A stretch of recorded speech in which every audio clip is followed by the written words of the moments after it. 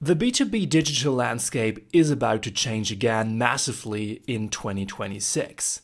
AI is reshaping how buyers search, how they evaluate, and how they select suppliers. But B2B and industrial companies can benefit from that if they act now. Therefore, today, I will give you a first-hand, in-depth summary on the development of AI-based search, of generative engine optimization, SEO, paid ads, lead generation, and much more. And if you're new to this channel, my name is Robert, and I'm the founder of a B2B SEO/GEO agency called Seegers Media. And in the past years, we helped more than 50 B2B and industrial companies to generate more revenue and leads online. So that's definitely a first-hand view here. And today we will talk about in detail, first of all, the rise of generative engine optimization. We will talk about if SEO will still matter for B2B companies in 2026. Therefore, we also deep dive into on-page SEO, what will change there, off-page SEO, link building, and of course, SEO KPIs, because they are definitely changing at the moment. We will talk about how paid ads will change in the AI era, quick insight into that, then dive into the role of the B2B website in 2026. We talk about B2B social media and online omnipresence, and we dive into the role of trade shows as well, because I went recently to one with a client, and I will talk about that a bit. And in the end, I will give you a big summary on what you as a B2B marketer or as a company owner can or must do to not miss that train. Now, first, let's start with the rise of GEO, of generative engine optimization. When I look back to this year, 2025, then I see that we got 7 B2B leads from ChatGPT alone, because I ask anyone who sends us a request, where and how did you find us? And the most common answer that I recently got in the past month was ChatGPT.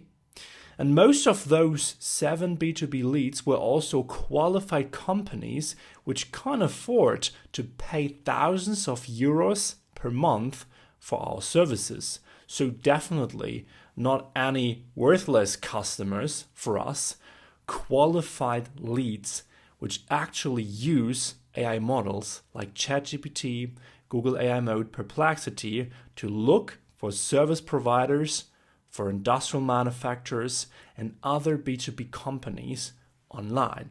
This is why this topic is so relevant these days. So GEO is definitely significant. But what exactly can we do to get visible with our B2B or industrial website? And what about SEO? Is it dead now? To answer that question, let's have a look if SEO still matters for B2B companies in 2026. To answer that question, GEO, generative engine optimization, it won't change the B2B search marketing principle that we all follow, which is demand supply focused search. And that's typical for our industries, for our niches, for most B2B and industrial companies. We have demand supply focused marketing. GEO therefore builds on the foundation of SEO. I would always explain it like this: it's an extension of SEO, but it's not a substitute. So GEO, for example, it won't replace SEO. Therefore, SEO is not dead. It is basically an evolution of search. And what we saw in the past 2 years already is the evolution into answered-based optimization. So we don't do search engine optimization anymore, and Google also became an answer machine themselves. Therefore, we also did answer optimization, answer model optimization, and GEO is just the next step. We also find articles that underline that, for example, this one of Search Engine Land, and they point out that good GEO is good SEO. And that's also something that basically emphasizes what I just said, that GEO is the evolution out of SEO and just an extension. The whole evolution is also explained in this article, and I recommend to you reading it. I put the link below in the description. So if you want to check it out, you can just click there. So from this point of view, what does it mean practically for B2B and industrial companies? To answer that question, now let's have a look at what impact generative engine optimization has on the customer journey funnel and how it transforms, especially the sales funnel within B2B search engine marketing. As we are an SEO and Google Ads focused agency, we primarily focus on that topic. So in case you have never seen a sales funnel, this is usually how it looks like. We have the top of the funnel, also called tofu. We have the middle of the funnel, called mofu, and we have the bottom of the funnel, called bofu. And the closer we get to the bottom of the funnel, the closer an action or an interaction or even a search is to a commercial transaction. Therefore, the bofu searches, those types of content are, first of all, always the top priority. And secondly, also those types of content and pages where you most likely have visitors directly on your website.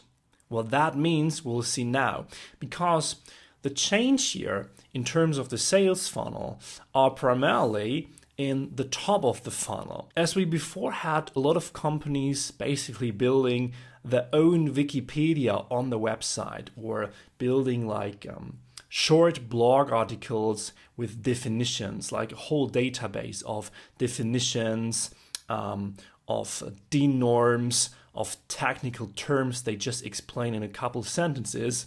This is basically not existent anymore in a world of AI models.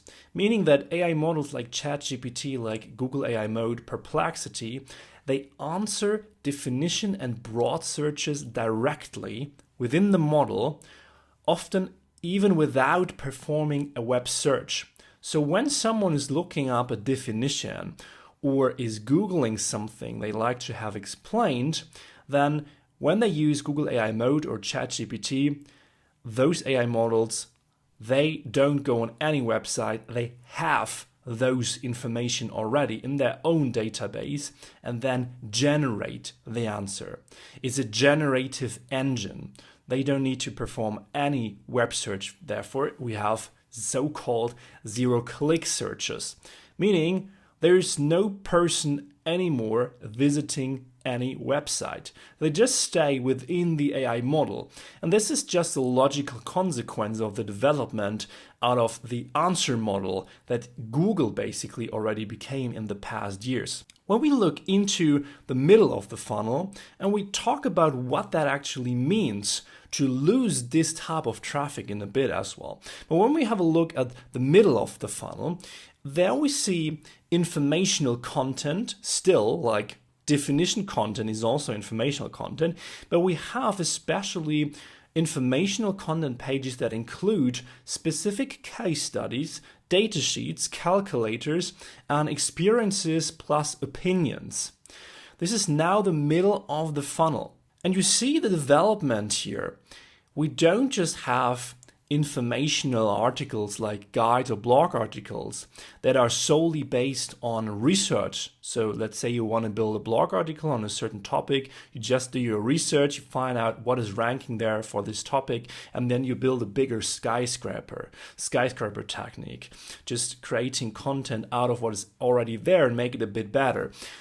Now we have like a middle of the funnel, which is based on real unique information, like real case studies and opinions and experiences, company knowledge for B2B companies. And the bottom of the funnel is still, and that's not changing. And there we also have traffic, because those pages are the pages that ChatGPT, Google AI Mode, Perplexity in the end quotes and cites when someone is on a customer journey within a model. So therefore we have commercial and transactional, service, product, and category pages with specific target group focus.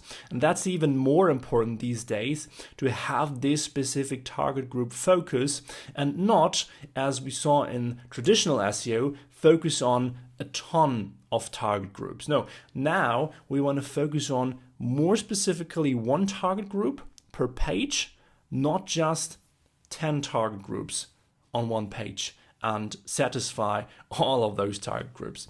This is also a development that we see here as well in the bottom of the funnel. What I saw so far, and what you can also write down if you want to note that, regarding the development of AI models, we basically see 3 content marketing rules that now apply in 2026. Those rules are directly linked to how those AI models work and operate. The first rule is that AI search models always, and we saw that, generate generic answers themselves and only use web searches for news, for products, for offerings. What that means, if we want to still get some of the top of the funnel traffic, so top of the funnel, middle of the funnel, in that area, we want to combine the top of the funnel content that we usually have, like definition type of content, informational explanations, with another type of content, which is unique content, so information that only we as a company can collect and gather. Experiences, our own data sets, case studies of clients, of projects. Again, because pure wiki and definition content is not relevant anymore, the AI models cover those types of searches for themselves directly in the model. Rule number 2 that applies is AI models, they have 1 or 2 weaknesses. They need new, unique data to learn. And that's basically linked to what I just said. Build unique content from your own experiences and from your own point of view, and not solely based on research or information you already find online. So you get quoted and cited more often if you put original content out there that is actually not to be found anywhere else. Meaning, if you build an informational article, then don't crawl the web, don't do a lot of research primarily, of course back up what you just said.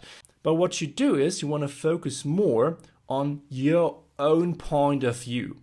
So don't copy, don't be a copycat, create your own point of view and put that online. And rule number 3 is AI's other weakness. They are really bad, the models, in displaying recent news. So this is something that you can use for your content strategy.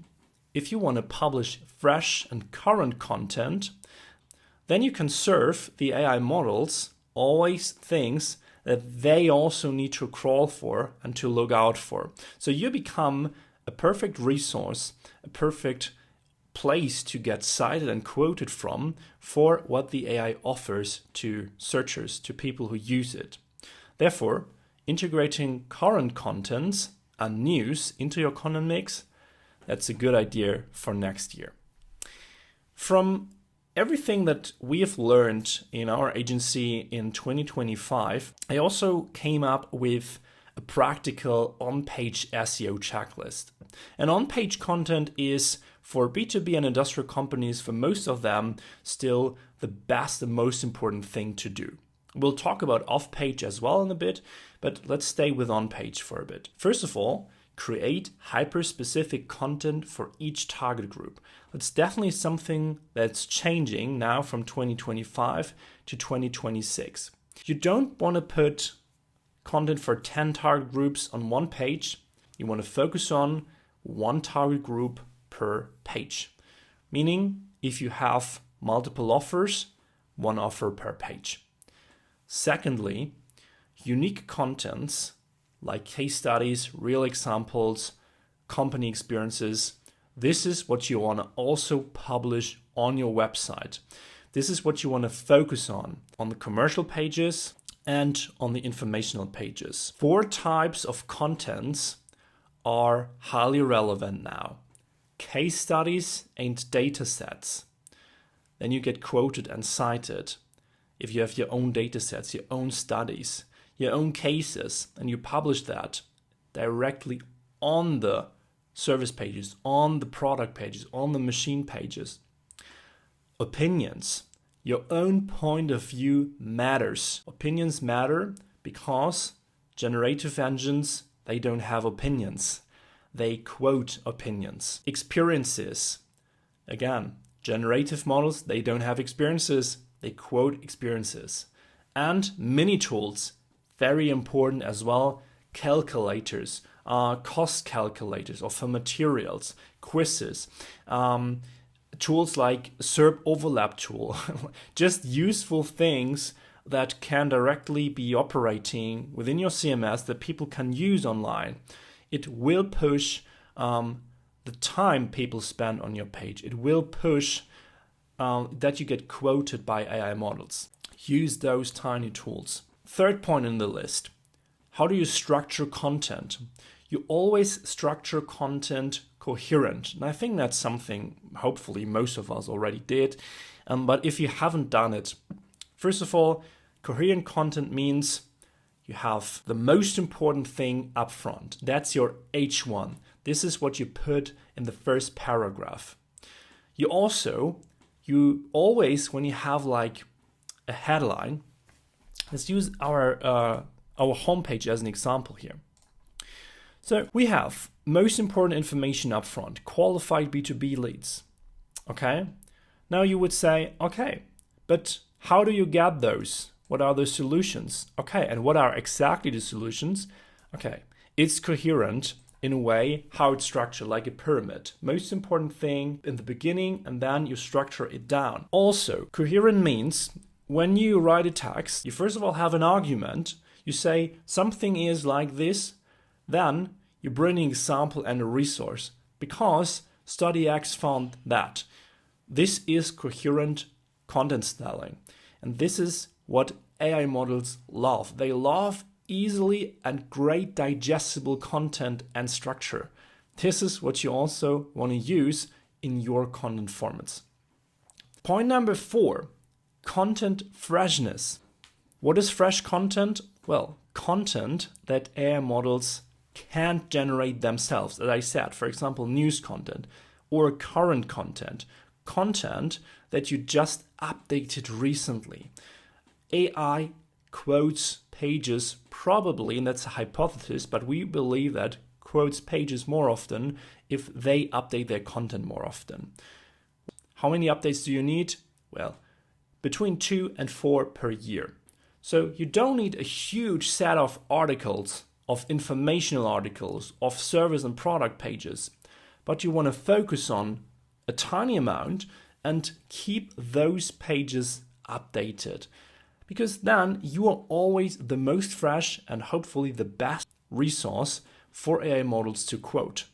And last but not least, and you've already seen that, we always have a problem now these days when we have most of the content shortly and precisely answered on the top of the page. But we usually have a lot of content that is still unanswered, and therefore we build FAQ elements in the end of the page. This is now these days probably the area where you store most of the SEO content. So build frequently asked question elements in the end of your pages. Now let's jump into off-page SEO. And there we also have a checklist. Again, for B2B and industrial companies, usually off-page SEO is not as relevant as on-page SEO.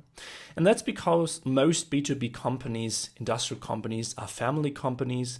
They have their websites often since the early 2000s. And that means that they collected a ton of backlinks over the decades. And therefore, off-page SEO is relevant, yes, but for most B2B companies, they already are pretty much linked in most directories, in many niche magazines. Still, if you haven't done that proactively, it can be a competitive advantage if you focus on link building as well. And the biggest source that I see these days are still niche magazines. So magazines, for example, if you're an industrial company, manufacturing.net. If you have an article in here, for example, such a niche magazine, you have your machines explained, your brand is mentioned, this is what you like, right? Then we also have general articles. So let's say location-based media. Every city has their own magazine. Every larger city, every region probably has a magazine. If you appear there with a link, with the name of your company, of an employee, this is definitely a boost for your off-page SEO. Then also industry directories, europages.co.uk or .com, whatever country you live in. This is a B2B directory. You want to be present in those as well. And what I also like to add when it comes to link building, these days, omnipresence, especially for B2B companies, is a big thing to focus on in the next year. Meaning, being present on social media as well, being present on platforms like, as I said, Europages, but also above that, Reddit, Quora. Those platforms are also linked to the visibility of AI search models.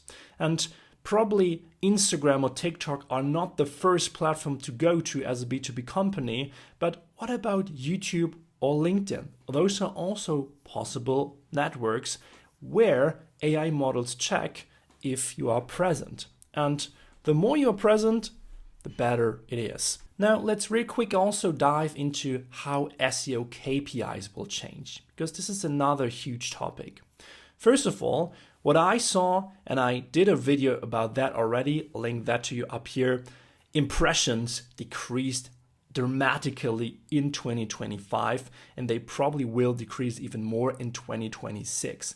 And that's because we saw that the top of the funnel, where the most traffic and the most search happens, is primarily now covered by AI models. So less and less people will actually see a website of a company. And I've heard this story from some project that I'm now working in with, and they fired their SEO agency because their traffic and especially their impressions dropped dramatically in this year, in 2025. And I was shocked to hear that, because it's just an obvious consequence of the introduction of AI search models. How should impressions not drop dramatically? And even traffic, right? So this is what we definitely will continue to see in the next year. Be prepared for that.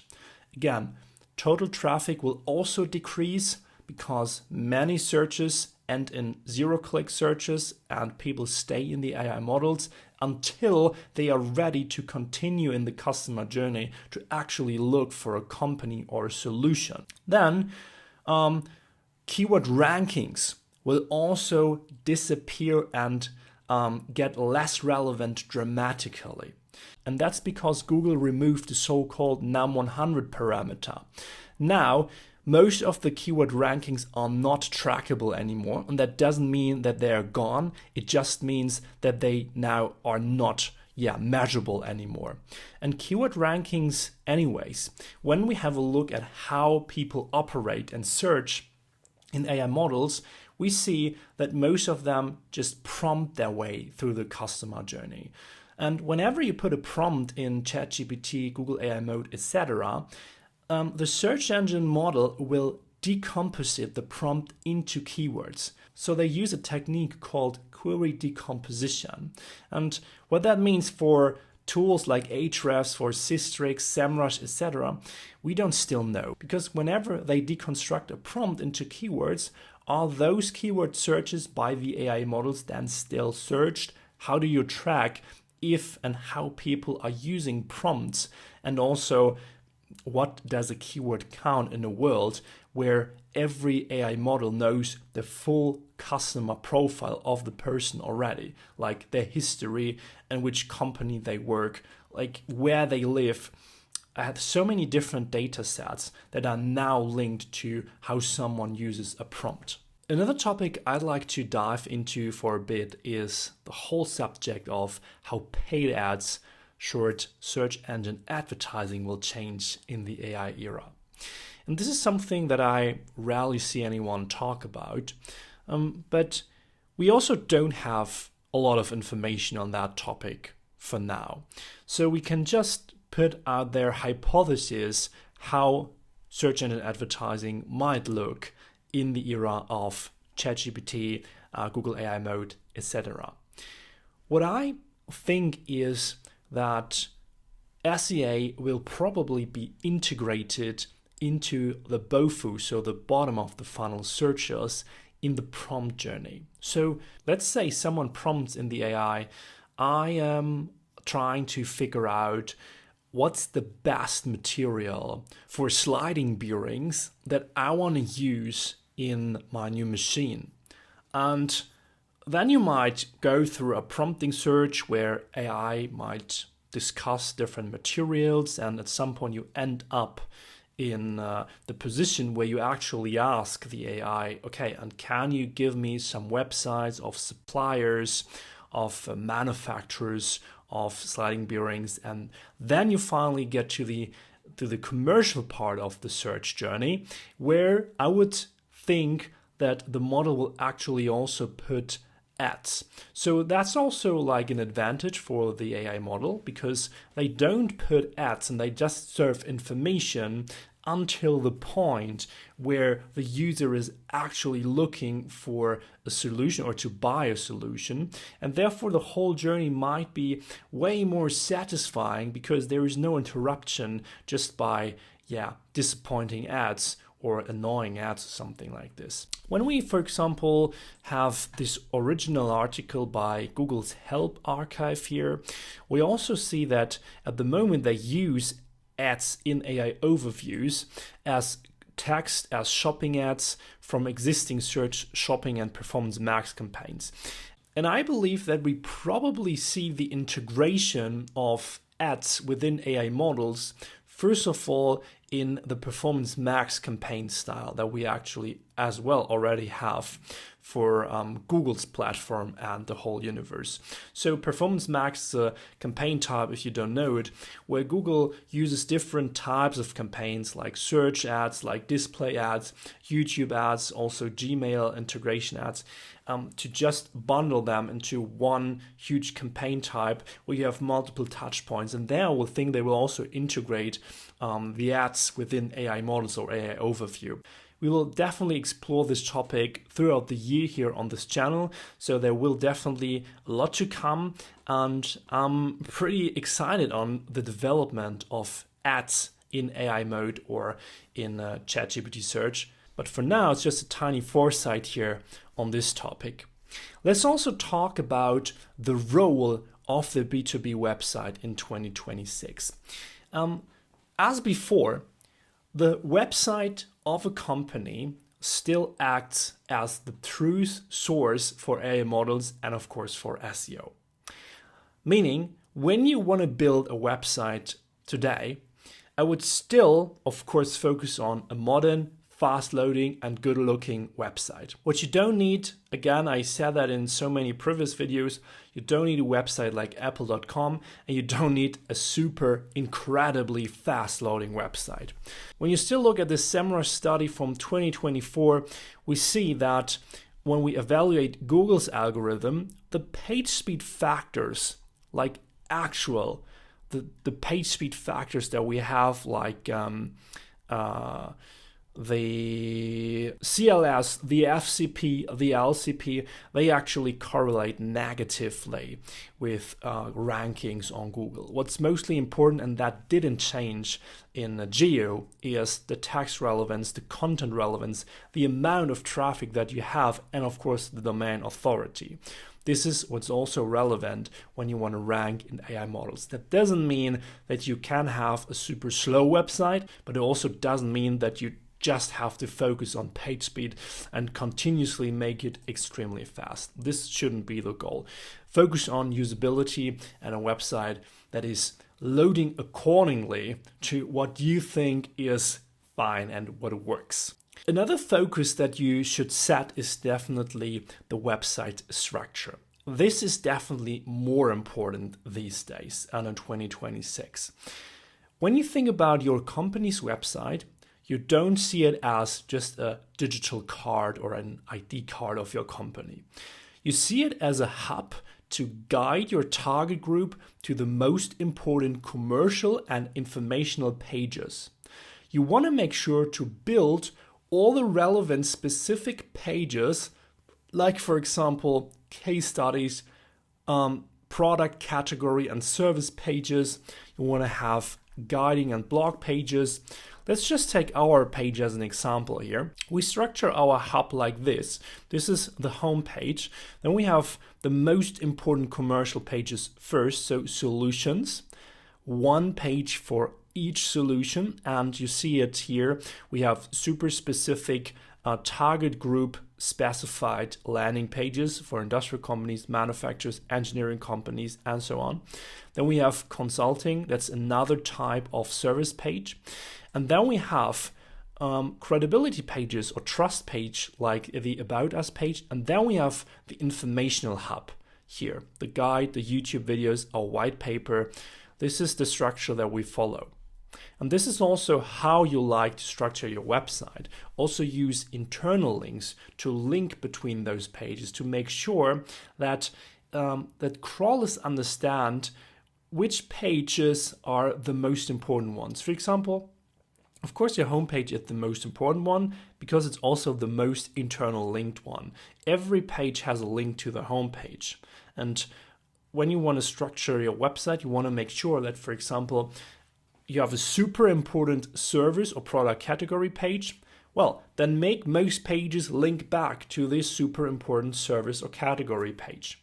Build a landing page and your whole website, again, like a pyramid. Most important thing up front and also in the menu, first position, pole position, and then it becomes like more elaborate and less important, right? And this is also how you want to structure each landing page. When you focus on a landing page and the guidance, the usability of that page, the guidance of your target group, of a page visitor, what you want to make sure is to follow two rules. And you see those rules applied to this page here. Number one is, in 2026, you don't waste the user's time anymore. Never waste the user's time. Bring them directly to the target. You see, this is what you get from us. More B2B leads through SEO and GEO.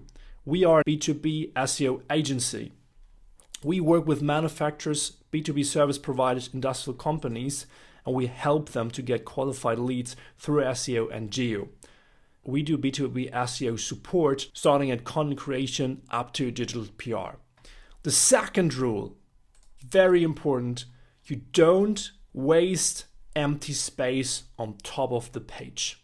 I see that sometimes when companies do that, and I just don't know why. When you have your website, you don't want anyone to scroll to just get the most important basic information from the site. This is how you structure it. Why is this so important? Well, if I just Google heat map, scroll map, the red area is where the majority of the people looks at. Then you have yellow, green, blue. You already lost people there. The majority of your page visitors just looks at the top area of the page. And whatever example you take out here, it's always the top area. So you want to focus on that area most. Don't waste any space here. Use the space wisely, especially in the time where everyone has such short attention spans. I want to give you some more examples here because we designed some templates here for B2B industrial companies on Figma. This is another example. The world's leading manufacturer for excavator buckets. Do you need to say anything else? You just get what this company is doing. You can then explore the USPs, the core offering, in 1, 2, 3 sentences, and you place a CTR, our service, of manufacturing excavator buckets. That's it. That's it. No one needs to scroll here. Not on desktop, not on mobile. Then you have trust elements like USPs, numbers, data, facts. You have references and clients, logos. All of those things are crawled by the AI models and are trust elements to get you quoted and cited. Application areas. For which customers is this development service, for example? The processes and the workflows. How is your company working? How are they developing the excavator buckets here, for example? Then we have additional services. Personal contact person. This is a real person behind the company. This is not a company run by AI. You want to make sure that you put a real person, real name here. Again, trust element. If that person is then also quoted within articles, for example, published guest articles, even better. FAQ section, as I explained in the on-page content checklist. Make sure you put that as well. And that's it. That's the full website structure that you, for example, need as a manufacturer. And before we get to the summary now of the most important insights that you need to know for 2026, let's really quick also dive into B2B social media, omnipresence, and also trade fairs for a bit. So most B2B decision makers, we know that they use social media platforms these days. For example, we see that 91% use content marketing in some form, including SEO. That's not social media related at all, but it demonstrates how important content marketing and as well search engine marketing is. But we also have like the top usage of Instagram, of YouTube and TikTok here. 78% of B2B marketers also use video. That's also important to notice. This is also why we use YouTube ourselves and publish videos regularly on our channel. And what we found out is that most of our clients, they don't come directly from our YouTube videos. They don't come from our social media channels. But does it mean that social media is irrelevant and not effectively for us then? No, it just means that they don't directly come from there. But it also means that, first of all, AI models, remember that they check if you spread your expertise as well on YouTube or LinkedIn. And secondly, what we found out is that videos and socials are huge trust elements in the world of anonymous, replaceable AI trash content. Companies that we interact with, that they don't come directly via social media, but they usually have seen our social media profiles and already built first trust through it. For AI search models, omnipresence, so being present on a lot of social media profiles, on directories, that's definitely relevant these days. You don't have to overdo it. You don't have to do it like us, for example, to publish 1, 2, 3, 4 YouTube videos every month, but having a good portfolio of some videos, of some posts, maybe once a month, once every 2 months, regularly on a platform like YouTube, like LinkedIn, that's already a good start to just be present and to have some content on those platforms that AI models already can then find and relate to your brand. Remember, the focus for industrial companies, shouldn't forget that, is still demand supply model. So social media, that's nice to have, is also good to build relevance for your brand, omnipresence, but it's not directly the source where you drive most leads and revenue from. A challenge definitely for creating videos within a company is what I saw so far, to actually find someone in the company who wants to do that. And I talked to some companies about it, and this is usually the thing which stops them from doing it. If you want to start with YouTube videos, I was also thinking about to just offer this service myself to B2B companies as well. But I'm not sure if there's actually a need on the market. So if you want to start a YouTube channel, if you think about doing video marketing, I also could consult you on that, because I run 2 YouTube channels myself. I work with a ton of B2B companies, and I might help you to do some YouTube SEO here and there if you want to also start with that. thinking about that. If you want to get some feedback on that, some consultation, definitely let me know. Maybe we can also talk about that. Now, before we jump to the summary, again, I want to quickly talk about trade shows, because this year in 2025 October, I was on the K trade fair in Düsseldorf, and it's the largest trade fair for plastics in the whole world. I got invited there by our client Spark Machinery, and they said, hey, Robert, if you like to visit us at our stand, just come by and we show you our products, we show you in depth how they work, what they do, because this company, they are in Italy, so we also work to Italy. And it was very, very exciting and interesting to just see their products, how they work, what they do, to talk about their clients, to understand their customer journey even better and deeper. And what I also saw, what kind of shocked me when I visited that trade fair, first of all, the European market, the amount of companies from Europe compared to companies from the Middle East, from Asia, was so small. Asia was so dominating that trade fair, was crazy, insane. So European companies, let's go. What also was kind of eye-opening was the budget that companies spend on such a trade fair. And this trade fair is just every 4 years, so I would still probably recommend to go there. And when I talked to business owners, they also told me that it was definitely worth for them, because they get a ton of new clients there, especially high-paying clients that are directly interested in the machines. Still, the expense to just have a stand there varies from 20 to 100,000 euros just for the stand. For bigger stands, companies even pay millions.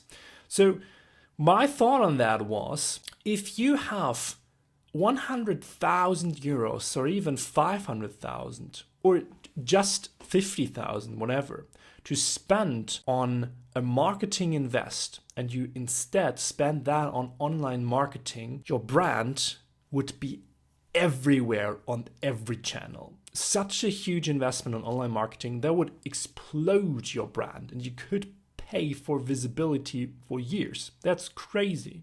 But companies still, they don't really adapt to that. And this is what I saw as well. It's a bit more conservative. Companies, industrial companies, they spend money on those stands.